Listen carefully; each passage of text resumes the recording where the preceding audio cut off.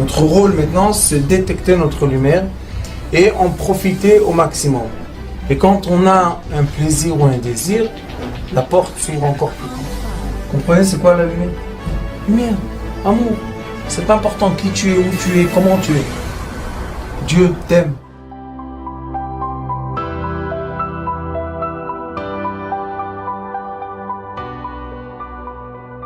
On va passer Purim, Pessah. On va aller vers Shavuot, Chag Shavuot, d'accord? Comme Baruch Hashem, l'enseignement et la lumière, on va un peu montrer le grave des lumières, des intentions qu'on a entre Purim, Pessah et Chag Shavuot. Il y a une chose très intéressante qui se passe. Les gens ressentent ça, mais ils ne savent pas expliquer, ils ne savent pas donner le nom. C'est que tout de suite après une fête, il y a un vide. On finit la fête, on a fait les plats, on a fait les tables, on a fait. 1, 2, 3, 4, fini. Et on a un creux. On ne sait pas où est partie la joie, où est partie la lumière. Ça, c'est pas par hasard. Ça s'explique parce que dans l'étude des lumières, l'étude de la Kabbalah, on explique comment, on va dire, le monde céleste se comporte avec le monde terrestre. Il y a des moments, je vous ai dit ça beaucoup de fois, il y a des moments, c'est comme un coffre. Que toutes les roues sont dans la position qu'on peut ouvrir le coffre. C'est comme une personne qui a, elle met de l'argent dans le coffre, elle met, et un jour elle veut récupérer l'argent. C'est comme une tirelire. Quand on ouvre la porte, on voit qu'il y a beaucoup de lumière dedans. La même chose la personne, elle fait des mitzvot, elle fait des bonnes choses, elle lit, elle aide les personnes, elle sourit, mais elle dit, qu'est-ce que j'ai fait aujourd'hui? On fait le bilan de la journée, qu'est-ce qu'on dit? Aujourd'hui, j'ai pas fait grand-chose. Pourquoi tu dis ça? Aujourd'hui, tu as fait grand-chose. Où est la grande chose que j'ai fait? Bon, si j'ai fait aujourd'hui de bonnes choses, donne-nous la preuve. Tout monte dans le ciel. Ça s'appelle Or Choser. C'est quoi Or Choser? C'est la lumière que nous, les êtres humains, on renvoie vers les cieux. Mais les cieux, qu'est-ce qu'ils font quand ils reçoivent la lumière? Ils la prennent. Ils entassent. Et après vient le jour de fête. Par exemple, pour une porte s'ouvre. Et hop, on est éclairé. Mais la porte s'ouvre. Elle se referme. Sinon, la tirelire, comment on va encore une fois remplir? Alors, pour une finie, les mitzvot, vous savez combien de mishlochim anot qui passent de main en main, combien d'argent de tzaka, combien de... beaucoup. Et la nuit, où sont les gens? Où sont les gens dans la rue? C'est une question. Par exemple, les fêtes, on a fait Pessah Ramadan, 7 jours. On mange matin, soir, on fait. Monter à Chag, silence.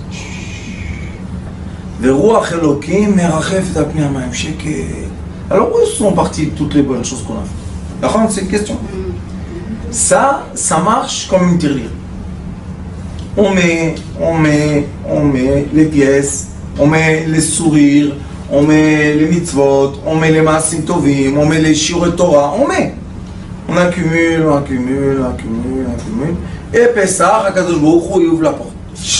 Leil HaSeder, oh, magnifique. Montez Leil HaSeder, vide. Et maintenant, Baruch Hashem, on commence à grimper. On grimpe vers où? On veut arriver à Shavuot. Pourquoi? Parce que si on regarde toutes les fêtes de l'année, on voit que les fêtes de l'année, d'après les mois, c'est comme les dents de scie. Ça descend d'un coup, net, et ça remonte tout doucement. On arrive au sommet de Shavuot, on va finir la fête de Shavuot, qu'est-ce qui va se passer? Un vide, encore une fois. Est-ce que c'est vide, c'est un vide, ou bien c'est une façon de connecter avec nous? C'est ça la question. Est-ce que c'est vraiment qu'Akadosh Baruch Hu s'éloigne d'un coup, ou bien il nous dit il y a des moments de proches et il y a des moments qu'on doit prendre un recul. Les moments proches, c'est les moments comme les fêtes. Par exemple, vous êtes en Israël et on a de la famille en France. On se voit pas, on se voit pas, on se voit pas, on se voit pas. Il y a un jour d'année de décès de quelqu'un, tout le monde se voit. Est-ce que ça veut dire qu'après, quand ils partent, ils veulent plus se voir? Non. Pas du tout. Ça veut dire que on attend la prochaine fois de l'année du père, de l'année de la maman, de l'année de je sais pas quoi. Les fêtes, c'est la même chose avec Akadosh Baruch Hu. Akadosh Baruch Hu a fixé avec nous des dates que dans ces dates-là, il apparaît. Il apparaît comment? Par la joie, par la lumière, par la simcha, par les beltas, par des amis qu'on revoit, par plein de choses. Et voilà, on a un moment de fête. Regardez les rues, par exemple, Nebra. C'est une ville pas riche. C'est des gens, la plupart des gens sont très pauvres, plein d'enfants. Et vous voyez Pessah. Dieu bénisse. Les camions, vous savez combien de sacs de pommes de terre ils ont mangé? Combien de galettes? Les grosses galettes comme ça, et les vins et tout. Il y a beaucoup. Comment ça se passe ça? De quoi? De rien, il y a beaucoup? Comment c'est Bémet, c'est une question. Ça, c'est la présence de la lumière. Quand la lumière existe, elle apparaît, alors le matériel se découvre, se dévoile beaucoup d'abondance. Mais quand la lumière s'en va, hop, il y a comme si qu'il y a l'obscurité. Et quand il y a l'obscurité dans une chambre, on ne sait pas ce qu'il y a là-bas dans le coin. On a peur de bouger. Ça, c'est entre les fêtes.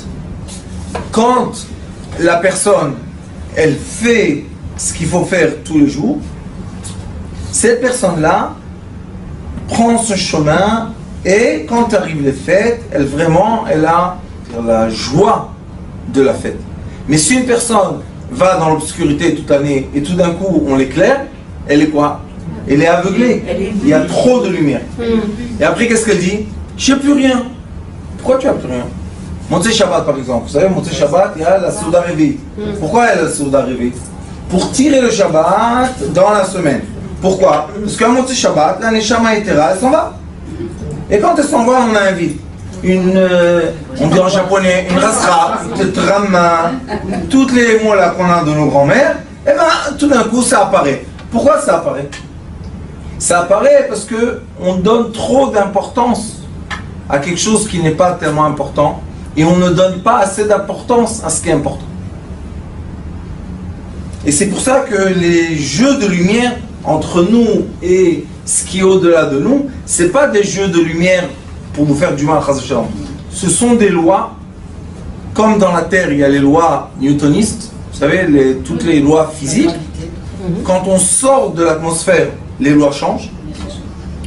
Quand on est loin dans les étoiles, dans les univers, les lois changent encore plus.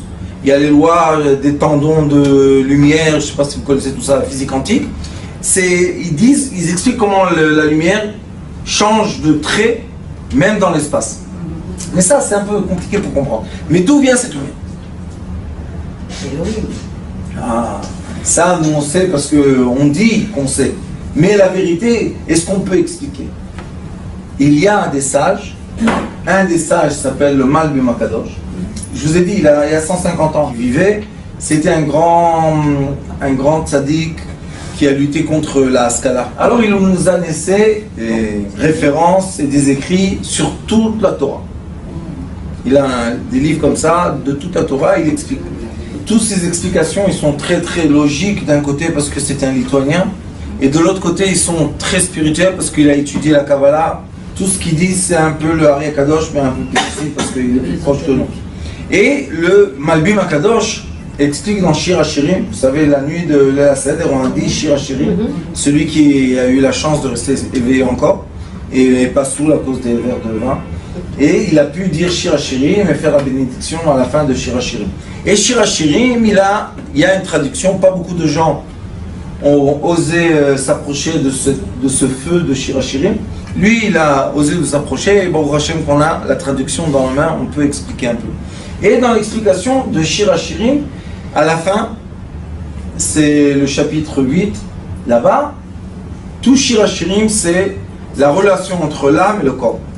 Puisque Shlomo HaMelech, l'homme le plus sage du monde, a décrit les relations entre l'âme et le corps. Comme il a profité de son corps au maximum possible, mais d'un autre côté, il était sage, le plus sage qui était sur la terre. Donc, il a les références ou bien les points qui peut dire, voilà, regardez ça, regardez ça, regardez ça. Et dans sa traduction sur Shir HaShirim, le chapitre 8 explique un peu ce que je vous ai dit au début. Du coup, comment c'est que la lumière nous quitte? Pourquoi on reçoit un vide? Pourquoi quand la fête vient, on se prépare, on se prépare, on se prépare? Qu'est-ce que tu te prépares? Qu'est-ce qu'il y a? Manishtana, Mikol Alelot. Quel est le changement? Fais Shabbat et tu auras la même chose. Non, je me prépare pour Purim. On se prépare, on se prépare. Qu'est-ce qu'il y a? Pourquoi il y a une roue qui tourne et qui nous augmente? Qu'est-ce qui augmente cette roue? Et ça, le Malbim, il explique qu'il y a une relation lumière entre notre âme et notre corps physique. Et cette relation lumière est explicable. On peut expliquer, Baruch Hashem, il y a Rabbeinu Bechaye, Malbim, il y a beaucoup de sages qui ont expliqué quelles sont les relations qu'on a entre la lumière divine qui vient d'un endroit qui s'appelle Olam, qui c'est à Kavod. Là-bas, il y a une grande lumière et électrique. Parce que quand on dit lumière, les sages ont parlé d'électricité avant, bien avant. Lui, il a découvert comment l'électricité travaille. Mais est-ce que l'électricité était avant lui ou pas? Bien sûr que c'était avant lui. On a dans les écritures du Zohar Kadosh le mot électricité. On a dans la Torah la lumière, or. C'est quoi or? On a les... Mais comme on n'a pas les lunettes qui savent déchiffrer ce qui est écrit, on pense, non, Vaïor, allez on continue, Vaïor, Vaïer, Vaïboker. Les gens ne s'arrêtent pas pour comprendre qu'est-ce qui est écrit, quoi. Or, c'est la lumière du jour. Oui, mais or, c'est créé, c'est une création, on peut influencer. Est-ce que la lumière du jour est seulement ce qu'on voit par la fenêtre, ou bien dans nous, il y a aussi une lumière du jour? Qu'est-ce que c'est le jour de la personne? Qu'est-ce que c'est la nuit de la personne? Puisque l'être humain, on l'appelle un petit monde. Donc on a un soleil, on a une lune, on a des étoiles, on a plein d'animaux, on a toutes les herbes du monde, on a tous les minéraux du monde. On est la création la plus élevée du monde. Alors dans cette lumière qu'on a, cette lumière, elle a un rapport avec nous. On est devant, on ferme les yeux, et il y en a qui voient une toute petite lumière, il y en a qui voient seulement le noir, tout est noir autour d'eux, tout est noir. Ou tu vois pas de lumière, non. Et à droite, à gauche, je vois rien du tout, c'est obscur. Un autre qui ferme les yeux, plein de lumière, plein de lumière. Est-ce que c'est de l'imagination? Non. Grande question.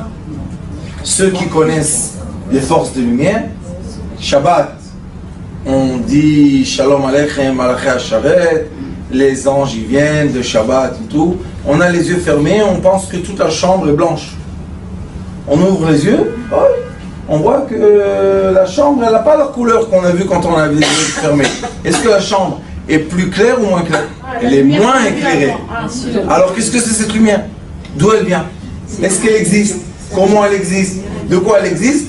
Baruch Hashem, on a les sages qui nous ont donné un peu. Il faut savoir déchiffrer les mots. Mais ils nous ont donné un peu pour nous dire la lumière existe et la lumière qui existe vous illumine. Pourquoi elle nous illumine? Parce qu'on a besoin d'elle. C'est un besoin de vie, comme on a besoin de l'oxygène. Et l'oxygène en hébreu, avir, or, lumière, yud. C'est quoi yud? Yud, c'est l'atome qui crée tout. Alors Akadosh Baruch Hu nous remplit d'atomes et de lumière. Lumière, c'est la sagesse qui dit à l'atome, transforme-toi à tel membre, tel tissu, telle molécule. Et il se transforme. Et il y a de la lumière qui reste autour de nous. Sinon, on ne peut pas vivre. Sans oxygène, on ne peut pas vivre. Et qu'est-ce qu'elle fait cette lumière? Elle nous protège. Des fois, chas v'shalom, la lumière est négative. Pourquoi elle est négative? J'entends trop de la shonara, je regarde trop la télé, j'ai trop peur, j'invente trop de malheur, je pense seulement négativement. Qu'est-ce qui se passe? Pourquoi ma tête veut, par exemple, il y a beaucoup de gens, ils le cachent, mais je vous dis que ça arrive beaucoup, ils veulent mourir. Ils se disent, je veux plus vivre, je veux plus. Dans leur tête. Pourquoi une personne dans sa tête se dit, je veux plus vivre? Oh Hachem, tu as la terre, tu as la tête, tu as un chapeau, tu as un habit, tu as... Pourquoi tu veux plus vivre? Je sens pas bien, je suis pas heureux. Qu'est-ce que c'est ça, je suis pas heureux? Ferme les yeux, ferme les yeux. Oh, je vois des yeux d'un... Oh, de quoi? De quoi? D'un lion. Oh, il est vieux. Tu vois pas la tête ou quoi? Ouvre tes yeux. Où est le lion? Est-ce qu'il existe ou pas? Dans sa tête, il existe. Bien sûr, il existe dans sa tête. Le lion est une de ses vérités. Une des vérités de la personne. Et quand la personne ferme les yeux et sa vérité intérieure de l'imagination est un lion qui veut la manger, maintenant, quand elle a les yeux ouverts, qu'est-ce qu'elle ressent? Elle ne sait pas de quoi. Elle regarde autour d'elle, elle dit, il y a des chaises, il y a des gens. Pourquoi j'arrive pas à respirer? D'où ça vient ça? Ça, c'est les lumières qui sont spirituelles. Négative. Les lumières spirituelles. Ce sont des lumières qui ont une longueur d'onde qu'on ressent, mais qu'on ne voit pas comme on voit ce qu'on voit maintenant. Et tout ça se passe dans l'imagination de l'être humain. Alors on nous dit, le Malbim Akadosh, qu'il y a des moments que l'âme s'éloigne, la lumière de l'âme s'éloigne comme un projecteur. Imaginez-vous un projecteur, et ici il y a les panneaux photoélectriques. Et il y a une lampe. Maintenant je prends le soleil et je l'éloigne du panneau photoélectrique. Qu'est-ce qui se passe avec la lampe? Ça réduit la lumière. Elle se diminue, hop, la nuit, la lampe fermée. Le matin vient, le lever du soleil, encore une fois je reçois beaucoup de soleil. À midi, je reçois le maximum de lumière, et encore une fois, ça se réduit. Est-ce que la nuit, je dois me sentir mal? Non. Pourquoi? Parce que si toute la journée, j'ai rentré dans la tirelire les pièces, la nuit, la tirelire est lourde, elle a plein de pièces dedans. Donc qu'est-ce que je ressens? Je me ressens très bien, mais pourquoi je me sens? Puisque la tirelire est fermée. La lumière, elle change de phase, elle change de façon d'être. Si toute la journée, on accumule de bonnes choses, imaginez-vous pourquoi les personnes vont en vacances, vous savez? Si une personne est partie en vacances avec sa famille, et elle regarde toute la journée la télévision, est-ce que c'est des vacances? Non. Elle continue à se bombarder la tête de ch'tur. Mais si elle va en vacances, elle dit, ces vacances-là, je ferme la faute. Est-ce qu'il se repose ou pas? Pourquoi il repose? Parce que toute la journée, quand le soleil illumine, son âme, elle l'illumine comme il faut, il accumule de bonnes ondes. Mais si pendant la journée, il accumule des ondes qui sont négatives, la shonara, shmotot, mauvais œil, sinatrinam, toutes ces choses-là, qu'est-ce qui se passe la nuit? Ces lumières noires deviennent encore plus noires. Il a des cauchemars, il n'arrive pas à s'endormir, il crie au milieu de la nuit. Qu'est-ce qu'il y a? Pourquoi il crie? Il pleure, il a des angoisses, il dit « Maman, maman !» À 50 ans, tu cries maman, parce que tu as, toi, t'es grand-père déjà. Mais pourquoi il crie? Parce que je suis angoissé, j'arrive pas à respirer. Il va chez le docteur, qu'est-ce qu'il dit le docteur? Ah oui monsieur, hein. Ne pas respirer la nuit, c'est très dangereux. Hein. Il faut faire Clonex, Schlonex, Mlonex, Inex, Next, et on commence à aller. Voilà. Le traitement de abrutissement total. Peut-être tu arrêtes le petit cachet. Mais si on arrête le petit cachet, qu'est-ce qui se passe? Le corps il a l'habitude, alors qu'est-ce qu'il fait? Il commence à trembler. C'est comme la drogue. Alors il va chez le docteur, il lui dit « Docteur, je tremble !» Il dit « Ah, si tu trembles, Encore un autre. il y a un autre. » Et il prend l'autre. Est-ce qu'il y a une autre solution? Oui. Oui, c'est encore de la lumière. La solution lumière est la vraie solution. Pourquoi? Parce que cette personne, quand elle est venue avec les cauchemars, c'est parce qu'elle a entouré une couche qui cache la lumière. Elle nous empêche de vraiment être heureux. Alors quand on va chez le docteur, on se sent mal. Est-ce qu'on doit prendre des cachets pour ne pas savoir qu'il y a une couche qui nous cache la lumière, ou bien on doit enlever la couche qui nous cache la lumière et Baruch Hashem toute la journée être illuminé pour le soir avoir une bonne pensée. Alors il faut savoir qu'on a une relation, une vraie relation avec notre lumière qui nous appartient à chacun de nous. Chacun il a sa lumière qui est juste à lui. Il n'y avait pas avant, il n'y aura pas après. C'est pour ça que chacun de nous, on est unique au monde et on doit remettre les valeurs. Quand on remet la puissance des valeurs de l'être humain, ça veut dire qu'on arrive à dégager les nuages qui cachent la lumière. Je vous ai dit beaucoup de fois, quand on atterrit sur Paris, toujours on voit ça. En haut, c'est très très blanc, très très beau. Les nuages d'en haut, ils sont blancs comme la neige. On commence à rentrer dans l'épaisseur des nuages. Je nous en préserve, on a... Alors, qu'est-ce qui se passe? L'oxygène, s'il vous plaît. Il n'y a pas d'oxygène, c'est gris. Qu'est-ce qui s'est passé? Eh bien, les couches de nuages qui sont très épaisses, qui nous cachent le soleil. La personne aussi, quand elle a des douleurs, quand elle a des angoisses, quand elle a des mauvaises humeurs, c'est parce que il y a des nuages qui sont entre la personne et sa neshama. Est-ce que la neshama de la personne veut chas v'shalom arrêter de l'éclairer? Non. Est-ce qu'elle arrête un moment? Non. Jamais de la vie. Même après la vie, la neshama continue avec nous, à éclairer. Et après on rentre dans un autre être humain, dans un autre véhicule, et on refait une vie de 120 ans, et on ressort, et on rentre, et on ressort, et on rentre. Le véhicule, très important. Pourquoi? Parce qu'il est la ressemblance de la neshama. Il faut honorer le corps pour honorer l'âme. On ne peut pas faire du corps, chas v'shalom, diminuer le corps, parce que ça veut dire qu'on diminue l'être qui est spirituel.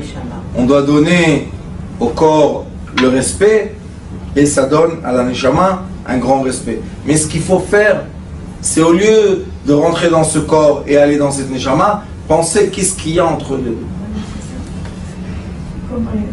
Parce que naturellement, le bébé qui est entre guillemets bête, un bébé. Pourquoi? Parce qu'il n'a pas de pensée. Il n'a pas encore assez de pensée même pour marcher. Mais regardez-le comme il est beau et pur. Tout joli, les yeux illuminants, tout est illuminant. Pourquoi? Il n'y a aucune séparation entre lui et son âme. Il grandit, il commence à avaler des petites grenouilles, des plus grands, des petits escargots, des trucs. Et maintenant, d'ici à là-bas, on crée les nuages. Eux, vers nous, ne créent jamais de nuages. Donc c'est nous qui mettrons la séparation entre nous et notre âme. Quel est le travail? Le travail est de chasser et nettoyer les nuages et rester toujours dans le ciel bleu qui nous montre le maximum de lumière qu'on peut vivre. Il y a des gens qui sont over lumière, ils ont trop de lumière. Trop illuminés, c'est dangereux aussi. Il faut savoir ne pas faire un trou dans l'atmosphère qui nous protège du soleil. Parce que si on fait un trou, que Dieu nous en préserve. La même chose, c'est la neshama. La neshama veut nous éclairer, mais elle veut nous éclairer comme le monde a été créé pour être éclairé. Et non pas nous éclairer trop. Après les gens, et ces gens-là, il n'y a pas de choix. On est obligé de leur donner des petits cachets pour qu'ils fassent quoi? Au contraire, eux qui fassent un peu de nuages, qui ferment un peu les trous qu'ils ont créés dans l'atmosphère. Fermez un peu l'atmosphère, et comme ça vous n'allez pas être illuminé. Donc, le juste milieu, c'est le droit chemin qu'on doit faire, chacun de nous, son travail personnel. Mais quand on travaille le juste milieu, on doit savoir que le résultat du travail, c'est être illuminé. C'est pas être dans l'obscurité. Illuminé d'une façon que je peux supporter. Pas trop. Il y a des gens qui vont à la plage, ils arrivent de la France tout blancs, et après ils vont tout de suite, ils s'exposent 4 heures à la plage à Latania. C'est trop. On commence tout doucement, une demi-heure, après plus, le juste milieu.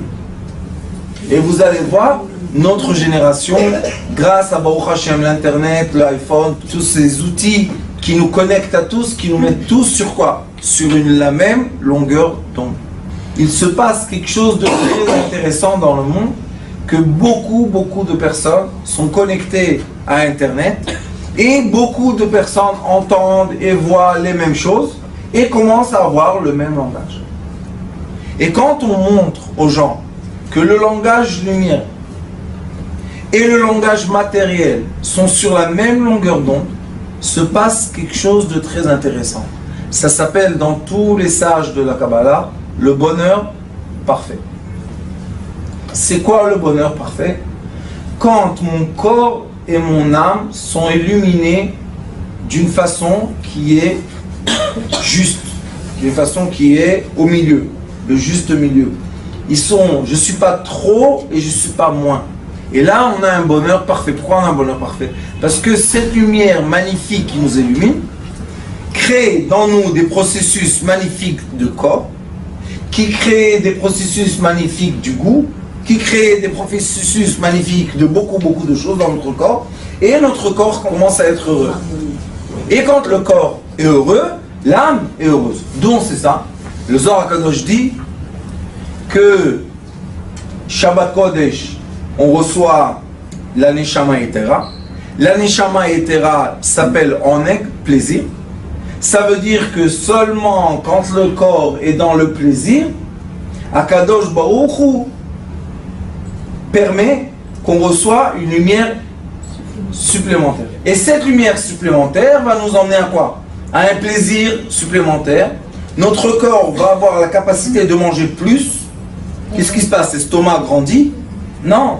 Il y a une deuxième lumière qui rentre dans notre corps, qui aide à l'estomac à défaire le manger plus vite. Donc Shabbat, c'est un moment qu'on peut ou doubler le manger, ou digérer 2 fois plus vite ce qu'on mange. C'est pour les jeunes filles qui veulent être minces, c'est le commencement du régime. Ou le commencement du manger. Vous savez, après qu'elle se marie, elle se dit allez, ça va, maintenant je suis mariée, il va m'aimer toujours. Et je ne dois pas garder mon physique, l'œil deuxième. Et après, elle est 100 kilos et elle ne comprend pas pourquoi son mari ne veut plus. Ça marche plus tel Rav. Pourquoi il ne m'aime plus comme avant? J'ai dit, montre-moi une photo de ton mariage. Ah, j'ai. Ils ont tous dans le iPhone.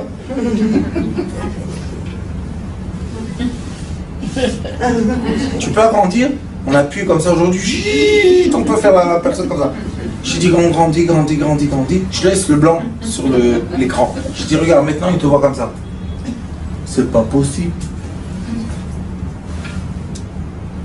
56 kilos, 65, 80, 90, 120. Jeune fille, tout commence où? Shabbat Kodesh. Shabbat Kodesh, c'est le moment qu'on peut ou maigrir ou grossir. Comme on reçoit une lumière, je vous dis comment. Comme on reçoit Shabbat Kodesh, une lumière supplémentaire qui fait quoi? Qui fait la digestion beaucoup plus vite. La preuve qu'on nous dit Shabbat Kodesh, vous pouvez manger plus. Et sans grossir, ça veut dire qu'il y a quelque chose qui marche dans notre corps. Et cette chose-là qui marche, c'est quoi? C'est la lumière. Donc la personne, si Shabbat Kodesh, au contraire, au lieu de manger plus, elle mange la même chose que la semaine, qu'est-ce qui va se passer? Digestion 2 fois plus vite et commencement d'un régime. C'est le commencement de quoi? De habituer notre estomac, de quoi? De manger moins, de digérer plus. C'est magnifique. C'est un régime lumière, ça. C'est sans s'angoisser, sans compter les calories et sans regarder si j'ai mangé des parmemantes ou des chelbonim. Je ne sais pas comment on dit en français, mais ça fait rien. Je peux, Shabbat Kodesh, dire je mange moins. Qu'est-ce qui va se passer à mon Shabbat? Je vais ressentir mon ventre à plat comme ça. Pourquoi tu me... Parce que j'ai eu un Oneg Shabbat Kodesh de quoi? De ne pas être trop encombré de ce que j'ai mangé. C'est pas seulement dans le manger matériel, c'est aussi combien d'informations j'ai entendues, combien de gens j'ai vus, combien de paroles j'ai parlé, combien de regards j'ai regardé, combien de pas j'ai fait. Tout ça ensemble, c'est un moment de quoi? De plaisir. C'est quoi le moment de plaisir? C'est la lumière. Quelle lumière? Notre lumière de notre neshama avec notre corps physique. Comment les deux longueurs d'onde commencent à s'égaliser pour vivre dans le oneg. Le but de la vie dans ce monde, c'est avoir quoi? Oneg. Oneg, c'est plaisir. Plaisir, c'est quoi? La longueur d'onde de la neshama qui est très heureuse du corps, que le corps renvoie vers la neshama la même longueur d'onde qu'elle a envoyée, et là on a un cercle magnifique de quoi? De vie et de bonheur.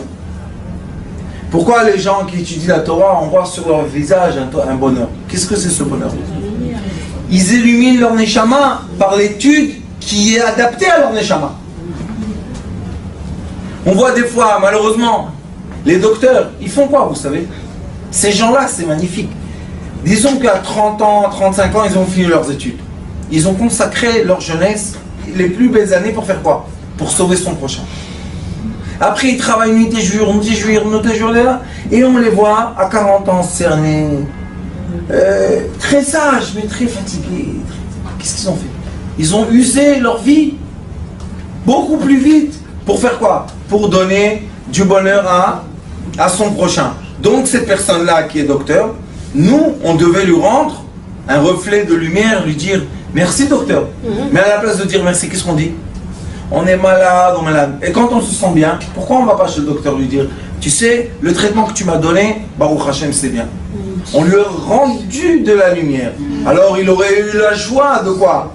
De faire, la joie de son métier. Mais quand il entend toute la journée seulement cauchemar, cauchemar, cauchemar, les bonnes choses, on ne vient pas. Alors on vient après un an, on dit docteur, j'ai mal au pied. Où tu étais un an? Tu te sentais mal toute l'année? Non! Le dos, c'est très très bien ce que vous voyez. Après 2 jours, j'étais bien. Alors pourquoi tu n'es pas venu dire? Les rabbins, c'est la même chose. On entend seulement les problèmes toute la journée. Des problèmes, des problèmes. On arrive à la maison. Hier, je suis arrivé à la maison à minuit. Ma femme, elle me regarde. Elle n'a pas le sourire. Bien sûr qu'elle n'a pas le sourire. C'est qui le soleil? C'est moi. Alors j'essaye quand même. Elle me dit, c'est quoi, c'est artificiel? Mais quand on entend des histoires que le chapeau, hop, il saute le pauvre, il fait galgalon. Non, qu'est-ce qu'on va faire? Et le remerciement, c'est quoi? C'est redonner la lumière pour recevoir la lumière. Si on vient chez le Rav, on dit Baruch Hashem, tout va bien. Qu'est-ce qu'il dit? Bracha vatzlacha. Hop, on a reçu encore une batterie. Et on continue. Et il y a tout le temps un échange. Où se trouve cet échange-là dans la Torah? Les Kohanim. Les Kohanim sont les prêtres. On a dans toutes les religions des gens qui sont les prêtres. C'est quoi leur tafkid? C'est quoi leur rôle? Le rôle des prêtres, c'est emmener, rapprocher l'être humain de la lumière. Et eux, ils sont tout le temps dans la lumière. Donc, ils font tout le temps le geste comme ça. Et eux, ils travaillent dur pour toi. Pourquoi tu ne donnes pas matanot, lechi, regel? Pourquoi tu ne donnes pas ça au Kohen? Ils travaillent pour toi toute l'année. Même de nos jours, qu'on n'a pas le Beth Mikdash. Mais quand même, quand on fait la Birkat Kohanim, c'est qui a sur leurs mains l'électricité qui s'appelle Shrina? Et quand ils bénissent tous les jours le peuple d'Israël, ils disent Yivarcha Hashem vishmerecha, Ye'er Hashem panav elecha choneka, Yisa Hashem panav elecha vesem lecha shalom. C'est difficile. On pense que c'est simple, mais c'est difficile. Regardez les mains de Kohanim, des vieux. Regardez un peu combien d'années ils ont eu la Shrina sur leurs mains. Ils ont des mains blanches, illuminées. Pourquoi? Pendant des années et des années, ils ont béni le peuple d'Israël. Ces prêtres-là, ils font quoi? Ils veulent rapprocher l'être humain de sa lumière. Non. Alors eux, ils ont un tafkid, ils ont un rôle, que nous on ne peut pas faire. Mais nous on a un rôle qu'ils ne peuvent pas faire. Quand eux ils sont dans le Beth Midrash et ils étudient la Torah, nous on est dehors et on travaille. D'accord? Et nous on a gagné de l'argent et eux ils ont gagné de la lumière. Qu'est-ce qu'il faut faire maintenant? L'échange. D'accord? On fait l'échange. Qu'est-ce qu'il fait avec nous, Kadosh Baruch Hu? L'échange. Donnez-moi les sacrifices, je vous donne de la lumière. C'est quoi le sacrifice le plus voulu de Dieu, de l'être humain? Simcha. Que l'être humain montre à Kadosh Baruch Hu son bonheur et pas ses problèmes. Soyez heureux, parce que quand on en est enfant, en sechel en dagot, on dit en hébreu. Quand on n'a pas de sechel, quand on n'a pas de conseil, il n'y a pas de souci. Ah là on est content, on dort comme il faut, on n'a pas de tension, plus, moins, au moyen, on est heureux. C'est pour ça que la personne doit savoir. Maintenant on est sorti de Pessah. Pessah c'était un moment très illuminé. Il y en a qui disent que c'est le moment le plus illuminé de l'année. Yofi, très bien. Mais quand je suis sorti, qu'est-ce qui se passe avec moi? Akadosh Baruch Hu dit, mon fils, maintenant tous les jours tu vas grimper une échelle. C'est quoi l'homme? Tous les jours on va grimper. Vers quoi? Vers Shavuot. Shavuot va finir, hop, la lumière va disparaître. Maintenant on va rentrer dans Tammuz, Av. Mais Tisha B'Av. Regardez comme il est gentil à Kadosh Baruch Hu. Imaginez-vous Tisha B'Av serait tout B'Av. Ça veut dire que la plupart du mois, mauvaise. Que Dieu nous en préserve, tout serait mauvais. Non. Yudzal Betamuz, c'est quoi? Après le milieu. Tisha B'Av, avant le milieu. Je vous donne un moment un peu serré, mais moins qu'un mois et moins qu'un mois. Ça veut dire qu'il n'y a pas la majorité. Parce que Nissan, par exemple, la fête, elle est au milieu de Nissan. Du milieu au milieu. Alors il dit à Kadosh Baruch Hu, si c'est comme ça, interdit de jeûner tout le mois. Pourquoi? Rov achodesh betov. Azor, on n'a pas le droit d'avoir le mal. Vous comprenez pourquoi une personne vit une telle d'année et une autre vit moins? On ne comprend pas. Mais essayer de comprendre, c'est rentrer dans l'obscurité. C'est comme on dit, t'as vu celui-là? Ben dis donc, d'où il a une villa tout d'un coup? Qu'est-ce que tu t'en fous de sa villa? Laisse-le tranquille. Mais non, qu'est-ce qu'il a fait? Comment il a eu? Ah, c'est sûrement un voleur. Pourquoi tu dis comme ça? Qu'est-ce que tu t'en fous de sa villa? Laisse-le vivre. Il a 2 villas. Pourquoi une? 2. Ça, c'est l'obscurité. Et les paroles sur la table de Shabbat. Mais t'as vu celui-là? La voiture, la nouvelle voiture, et t'as vu l'autre, et t'as vu le bijou, et t'as vu... Pourquoi vous rentrez dans ça? Ça, l'obscurité. Au lieu de dire sur Shouchan Shabbat des divrei Torah qui concernent personne, personnellement, juste qui illumine toutes les âmes qui sont autour de la table. C'est pas mieux? Qu'est-ce qu'on a papoté? Vous savez qu'est-ce qui est écrit dans le Talmud? C'est comme les poules dans un poulailler. Ça, c'est le nuage. Cette lumière, cette étude, cet enseignement de lumière, c'est pas un hasard, c'est pas quelque chose qu'on va dire, ah, tout d'un coup j'ai un bonheur. Non, c'est quelque chose qu'il faut étudier. Il faut rentrer dans les textes, il faut comprendre comment l'être humain est créé, il faut comprendre comment il vit, qu'est-ce qui lui donne, où est la vraie vie. Est-ce que la vraie vie est dans mon corps? Ou la vraie vie est dans la longueur d'onde que je représente aujourd'hui? Mais ça, on ne peut pas le faire si on n'étudie pas. C'est ce que j'ai dit. On va prendre des cours. On est obligé d'étudier. C'est pour ça que Baruch Hashem, on est là. On est là pour nous-mêmes étudier, essayer de comprendre. Et tout de suite, il est écrit dans le Talmud, Alomed almenat l'elamed.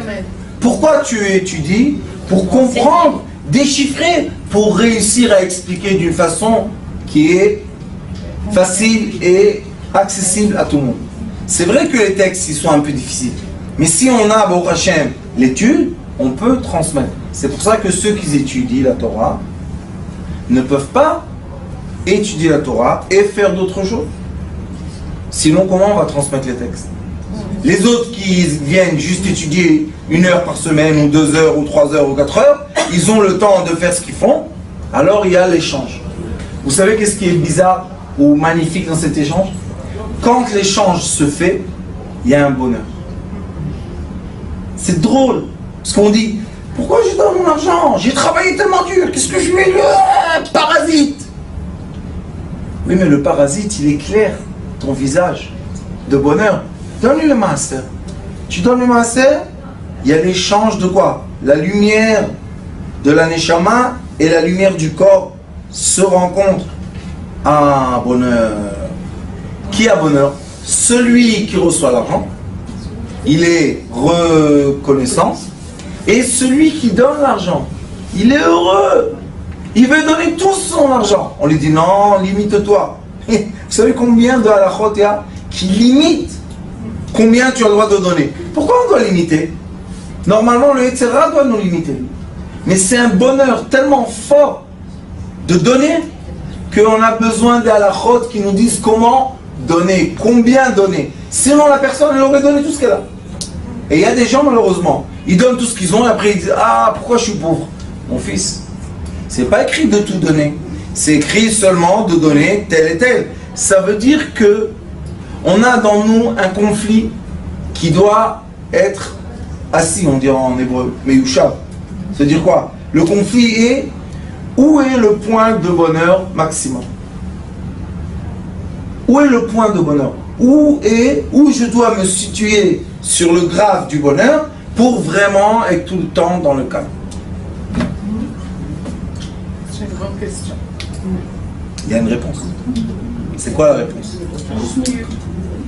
C'est quoi le juste milieu? Et où est le point de bonheur? Quand on est dans le point zéro, on n'est rien. Quand on n'est rien, on est tout. Sans avoir peur de quoi? Du rien, du vide. Parce que c'est le vide qui nous fait peur. Mais quand on n'est rien, le vide n'existe plus. Est-ce que quand je suis dans le point zéro, je dois être quelqu'un de pauvre? Non. Est-ce que je dois être quelqu'un de riche? Si tu veux. Pourquoi pas? Est-ce que tout le monde a l'accès au point zéro? Oui. C'est vrai qu'il faut un peu étudier, mais dès qu'on étudie, on rentre dans le point zéro, on est dans le bonheur. C'est quoi le bonheur? C'est l'imagination. Quelle imagination? Je suis bien, je suis illuminé. Dans mon imagination, il y a plein de lumière. Je suis heureux. J'ai l'échange parfait entre mon physique et mon spirituel. On est exactement sur la même longueur d'onde. Et j'ouvre les yeux et qu'est-ce qui se passe? Maintenant, je positive tout ce qu'il y a. C'est bon. C'est pour ça que les gens doivent savoir connaître le point zéro. Le point zéro, c'est une étude. Bon, Hachem, vous avez fait avec moi un peu, je crois, non? On a fait un petit peu, on va faire maintenant, comme on est dans le Homer. Et le Homer, c'est beaucoup le point zéro parce que les élèves de Rabbi Akiva, jusqu'à que Rabbi Shimon Bar Yochai, l'Ag Homer, a réussi à... Vous savez pourquoi ça s'appelle Lag Homer? Dit le Rakadosh Lag, en hébreu, c'est la moitié de Galgal. Lag, c'est 33, et Galgal, c'est quoi? Gal, Lag. Alors il dit, Rabbi Shimon Bar Yochai a réussi de retourner la roue. Que les élèves arrêtent de mourir, puisque lui aussi, et Rabbi Meir, et Rabbi Yossé, et Rabbi Abba, et Rabbi Chia, c'était les 5 élèves de Rabbi Akiva qui ont continué. Toute la Torah orale qu'on a, c'est de 1 de Rabbi Akiva, 5 élèves. Toute la Torah orale. Sinon, on n'aurait eu ni le Zohar, ni les Mishnayot, ni rien du tout. Alors, on voit que 5 élèves ont eu la force de retourner la roue de quoi? Que maintenant, c'était très obscur. Rabbi Akiva lui-même était un des 10 Arugé Meloucha. Par contre, un des 10 qui ont été tués comme, par les Romains. Alors après, qu'est-ce qu'il a fait? Rabbi Akiva dit deux choses qui sont contradictoires, mais qui ne sont pas contradictoires. Il dit El Merachamim Badin. Quand on fait un din, on n'a pas le droit d'avoir Rachamim, d'être la miséricorde. Le din, c'est le din. Mais d'un autre côté, il dit Va'afta Rakamocha. Comment Va'afta Rakamocha vedin? Ça s'arrange pas ensemble. Il dit non. Acharei shinitzeach oto badin, yirachem alav kemo ach shelo. Après qu'il a gagné, parce que quand on va dans un tribunal, on a la vérité avec nous, on est obligé de gagner. Mais après, on a la miséricorde. Ne lui faites rien. Juste qu'il comprenne qu'il y a la justice. Il faut des fois mettre les gens dans les mesures, leur dire tu exagères, alors on n'a pas le droit de faire ça et ça et ça. C'est quand on est dans ça, on est obligé d'être digne. Comment toi, Rabbi Akiva, tu nous dis d'un côté digne, d'un côté rachamim? Il explique. Après qu'on a bien remis, après rachamim, il n'y a pas de problème. Tu ne veux pas qu'il paye? Il y a un Rav qui s'appelle le Rav Zilberstein. C'est le beau-frère du Rav Kanievski. Alors, ce Rav-là, il a un Bedin à Choulan. Il y a beaucoup de gens qui viennent là-bas. Et une fois, un pauvre, il est venu. Et il a vu que le Rav Zilberstein, il est dur. Il dit, qu'est-ce que tu es dur avec moi? J'ai pas d'argent. Il a dit, El merachamim badin. L'Obanvin. Il a tapé sur la table. Top, ils ont écrit le sac, tout le monde a signé. Après, il est rentré dans sa chambre. Il a dit au shamash, fais-le rentrer chez moi. Il est rentré dans la chambre, il croyait qu'il allait recevoir une... Il a dit, dis-moi, combien ça a été ton dîme? Il a dit 750 shekels. Il a enlevé le chèque, il a écrit 700. Il a dit, va à la caisse, paye. Il dit, Raph, qu'est-ce que c'est ça? Tu veux me rendre fou ou quoi? Et pourquoi? Il dit, tout à l'heure, tu as tapé sur la table, et maintenant c'est toi qui écris le chèque. Oui, je suis dans un film. Il a dit, quand c'est la justice jusqu'au bout. Mais, après, j'ai pas le droit de te donner tzedaka. Je te donne tzedaka, j'ai écrit dans mon maaser que je te donne tzedaka. J'ai chez moi un Rav qui est un élève chez lui, chez le Rav Zilberstein. Alors il nous raconte toutes les histoires. Il dit des choses, et les gens ne comprennent pas. Mais quand il leur explique, ils voient que la Torah, bon Hashem, c'est comme il faut. C'est juste, la lumière et le corps, juste. Pas trop, pas moins, pas... C'est juste. Alors ce jour-là de Homer, c'est un bon moment pour qu'on puisse étudier ensemble le point zéro. Et le point zéro, quand on va arriver à Shavuot, il est écrit que là-bas se joint la lumière masculine et la lumière féminine, et ça devient la lumière complète qui nous illumine. Pour bien arriver à Shavuot, il faut savoir bien se situer. Dit le Ari Akadosh que la nuit, vous savez, il y a le Tikkun el Shavuot, la nuit on étudie toute la nuit, et avant le net, on fait mikveh, et après on fait la prière au net, et quand, vous savez, le net, c'est la fin de la prière. Alors après on va à la maison, on dort. Alors qu'est-ce que c'est ce Leil Shavuot? Le Ari Akadosh dit, tu dois être réveillé quand il y a le premier rayon de lumière. C'est quoi le premier rayon de lumière? Vous savez qu'est-ce qu'on voit? On voit un point blanc. Un point. Nekuda achat. C'est quoi? Point zéro. À ce point-là, on est tout et rien.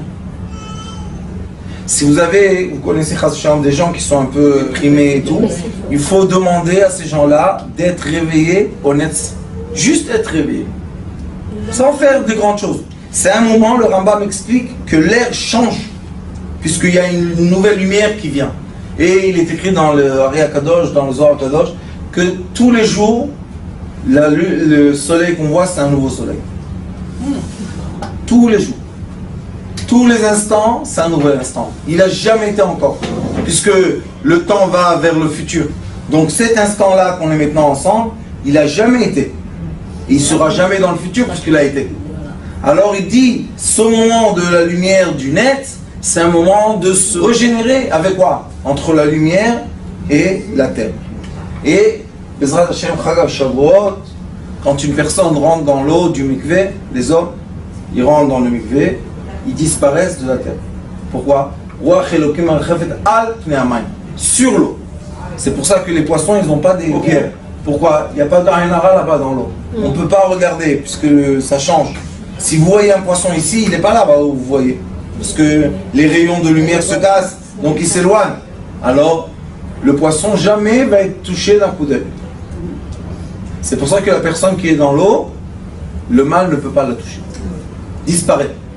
Elle disparaît dans l'eau, elle reparaît. Maintenant, qu'est-ce que tu as dans la tête? Ce que tu as dans la tête, c'est ce que tu vas recevoir devant toi. Pense à ta maman, tu sors de l'eau, elle t'appelle. Maman, qu'est-ce qu'il y a? Tu m'as appelé? Ah, mon fils, c'est mon fils? Oh! L'atmosphère de famille, de lourdeur. Chacun a sa famille. Tu penses au travail, le téléphone du travail. Hé, où tu es? Qu'est-ce qui se passe? C'est quoi ça? C'est fête là? Drang, drang. Atmosphère de travail. Ce que le cœur veut, les yeux voient. Nachon, non, la reine, le cœur, c'est ce qu'on travaille dans le point zéro. De quoi? Mais les tzadikim, ils ont besoin d'arriver au point zéro, ou alors ils l'ont Ils déjà. vivent. Pardon? Ils ont grimpé pour arriver, Ouais. et après ils vivent ça. Ah, ils vivent tout le temps le point zéro. Ils ne veulent plus être nulle part. Dans la lumière qui est après le point zéro, oui, mais on ne peut pas être trop longtemps dans la lumière, c'est comme être à la plage, après on se brûle. On veut être tout le temps dans un endroit qui est rien et tout. Comment on peut bénir quelqu'un? Avec la lumière. Avec le point zéro. Puisque je suis rien, je me réveille, je dis quelque chose. J'ai créé une atmosphère avec ma voix. Oup, je retourne dans le point zéro. Maintenant, il y a une atmosphère autour de la personne qu'on a bénie. Cette atmosphère est ce que la personne va voir. Si la bénédiction est forte. Si la bénédiction n'est pas tellement forte et on a un doute, ça n'aide pas tellement. Mais si on n'a pas un doute sur le tzaddik qu'on va voir, alors il crée notre nouvelle atmosphère. On sort de lui, hop, et tout d'un coup les choses se passent. Alors les gens disent, quel miracle, quel miracle. C'est pas des miracles, c'est l'atmosphère qu'il a créée. On est rentré, c'est comme une bulle. On est tous dans des bulles. Ne croyez pas, on est tous dans des imaginations. Mais dans quelle imagination je veux être? Je suis obligé d'être dans l'imagination du bonheur. Même pendant leur en-mer, il faut être dans le bonheur. Physique et spirituel. Baruch Adonai l'Olam. Amen.